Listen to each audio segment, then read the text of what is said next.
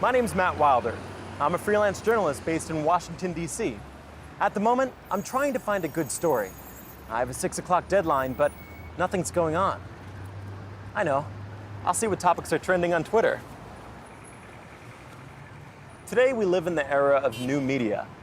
People can access the news at any time, from any place, on all kinds of digital devices. The internet and social media sites, such as Twitter and Facebook, allow these news consumers to become news producers. If you want to be a journalist, all you have to do is post an article online, and it can be read instantly by anyone, anywhere in the world. Journalism has changed a lot during the first days of the newspaper, and most of these changes have been driven by technology. There's no better place to discover this than Washington, D.C., home of the Newseum. There are over 30,000 newspapers here, covering over 500 years of news. This is the Boston Newsletter, thought to be the first continuously published newspaper in North America. This edition, from 1718, reports on the sensational killing of Edward Teach, better known as Blackbeard, believed to be one of the most dangerous pirates at the time. Reporting in the early days of journalism must have been very difficult.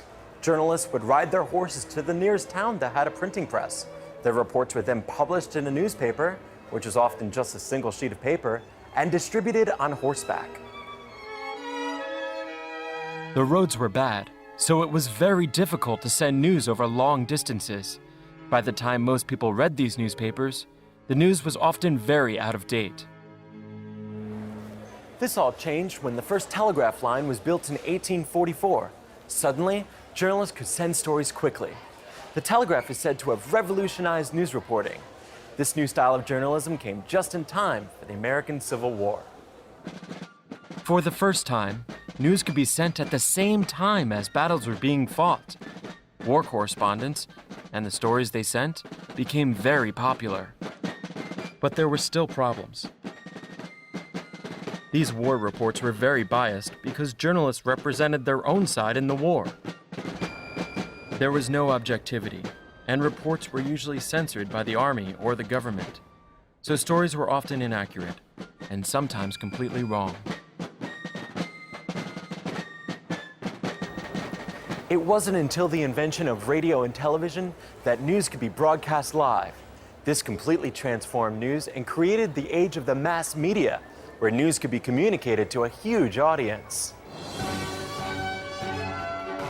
Throughout the 20th century, demand for news stories increased, and news technology continued to advance.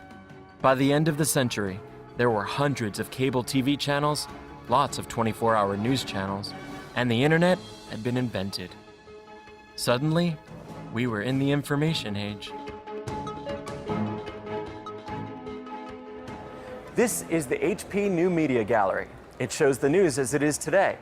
Visitors to this exhibit are placed right at the center of the digital news revolution.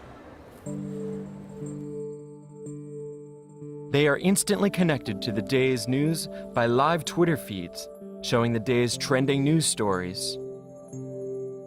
They can also check out major news stories which were first reported on social media.